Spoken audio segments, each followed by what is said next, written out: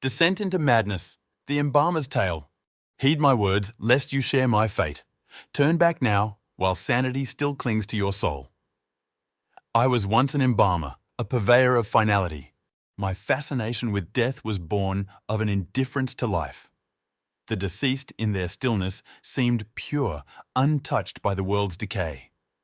I saw them as vessels, emptied and ready for a new, perhaps better, existence. But I longed for something more, a spark of curiosity that flickered in the darkness. It was a dangerous flame, one that would consume me entirely.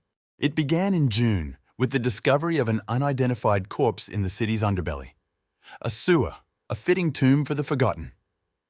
The night was a deluge, a torrential downpour mirroring the storm brewing within me.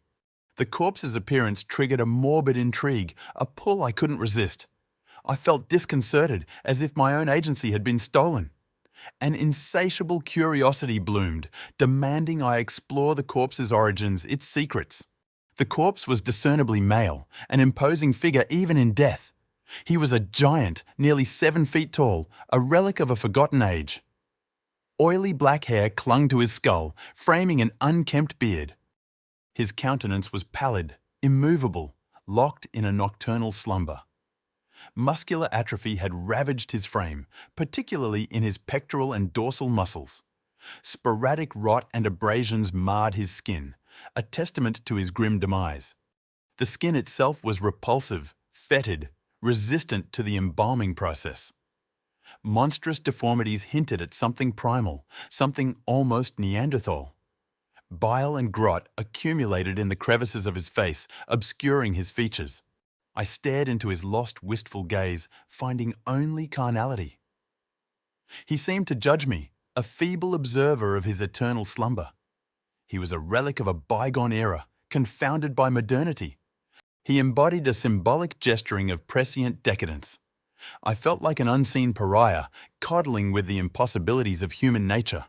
Unease gnawed at me, a fear that the stillness was a prelude to awakening.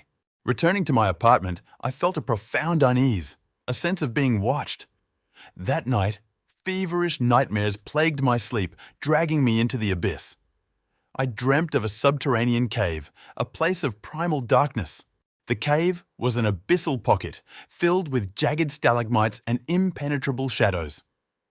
I heard quick, heavy footsteps echoing through the cavern, triggering a primal terror. I fled, desperate to escape the unseen pursuer.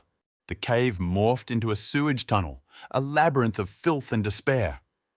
I found myself knee-deep in malodorous sewage, the stench clinging to my skin, my soul. The tunnel was cylindrical, interconnected, an industrial maze designed to trap. I felt languid, vile matter coursing through my blood, poisoning my mind. A light flickered at the end of the tunnel, a beacon of false hope. I began to sprint, driven by a desperate need for escape. But the sewage deepened, pulling me down, consuming me. I ceased to fight, surrendering to the darkness, assuming a fetal position in the muck.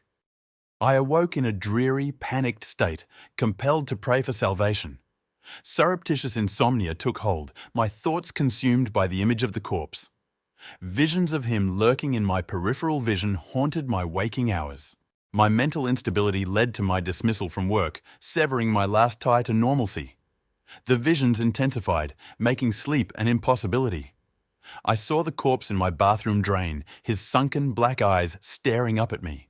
I fled the apartment in abject horror and adrenaline, seeking escape from the torment.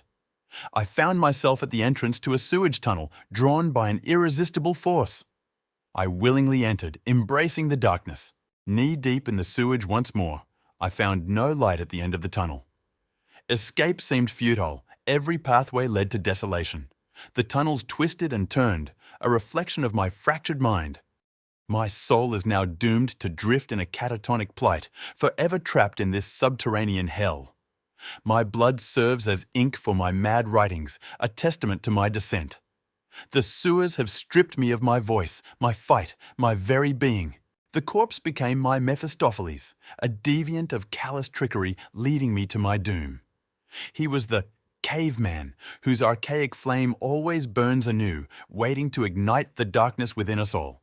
Beware the lure of the abyss, the temptation to delve into the forbidden. I was lured into the depths of hellish futility, and now I am lost forever. Heed my warning lest you join me in this eternal night.